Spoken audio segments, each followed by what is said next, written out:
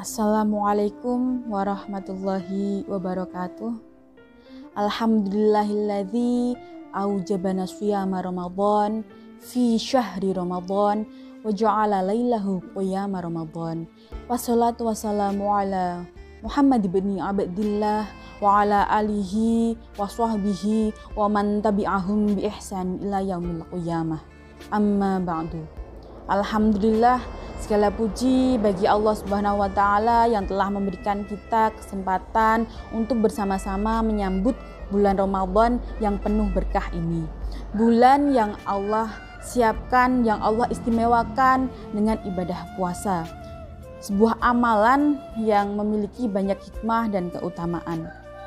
Puasa adalah salah satu ibadah yang telah diwajibkan oleh Allah Subhanahu wa taala kepada umatnya sebagai bentuk pengendalian diri dan penghapus dosa-dosa.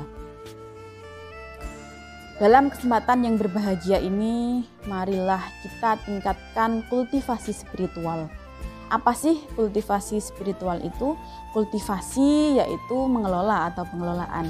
Maka kultivasi spiritual adalah mengelola diri, mengelola kesadaran diri untuk meningkatkan, memaksimalkan amal soleh kita di 30 hari Ramadan, bertujuan agar menjadi insan kamil, manusia purna dan bertakwa, sesuai dalam firman Allah surat Al-Baqarah ayat 183. A'udzu billahi minasyaitonir rajim. Ya ayyuhalladzina amanu kutiba alaikumussyiyam kama kutiba alal ladzina min qablikum la'allakum tattaqun.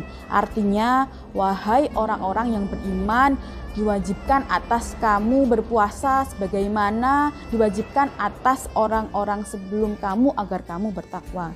Jadi menurut ayat ini, harapan kita berpuasa supaya menjadi insan kamil atau manusia bertakwa dan manusia sempurna.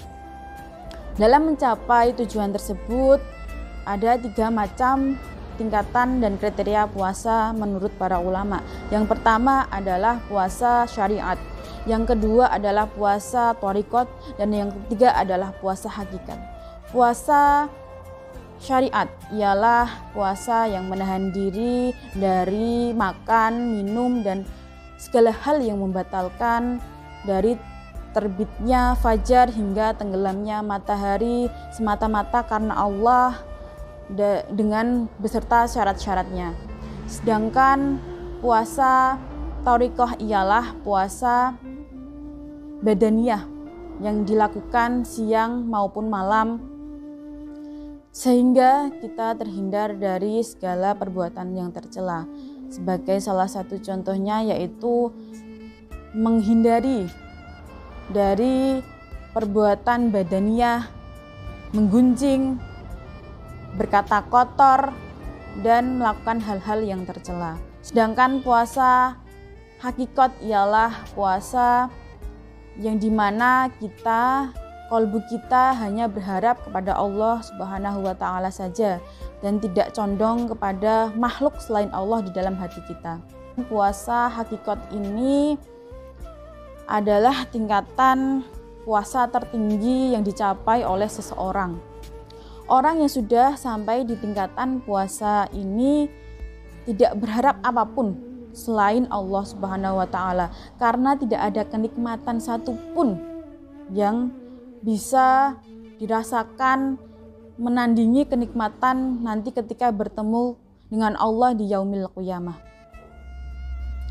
Selain itu, kita juga perlu melakukan ibadah penunjang lainnya, yaitu qiyamul lail atau qiyamul Ramadan. Sesuai dengan hadis Nabi, man qama ramadhana imanan wahtisaban ghufira lahu ma taqaddama min dzambi. Hadis riwayat Bukhari.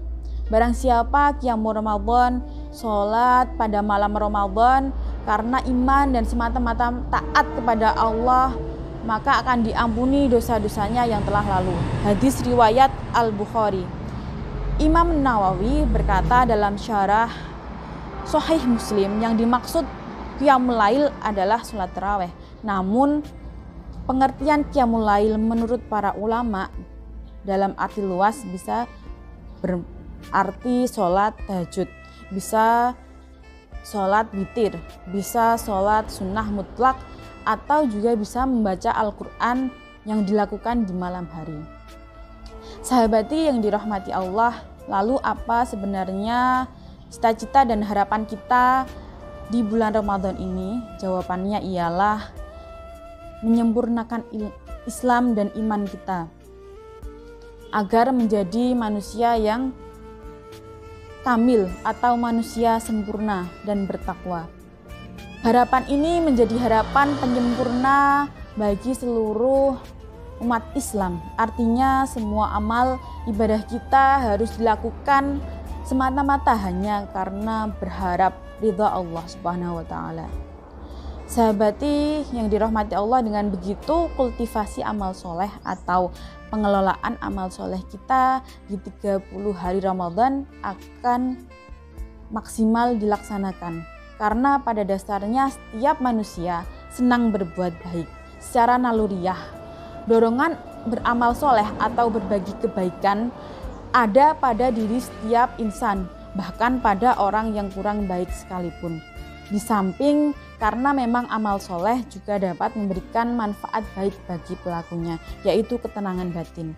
Jadi kesimpulannya, untuk mencapai insan kamil atau manusia purna, kita harus bisa melakukan 3 puasa tersebut, yakni puasa syariat, puasa thariqat, dan puasa hakikat, dan ditunjang dengan qiyamul lail pada bulan Ramadan. Semoga kita termasuk golongan manusia yang meskipun belum bisa sepenuhnya meninggalkan perkara yang kurang baik, ketika ada perkara yang baik jangan sampai ketinggalan.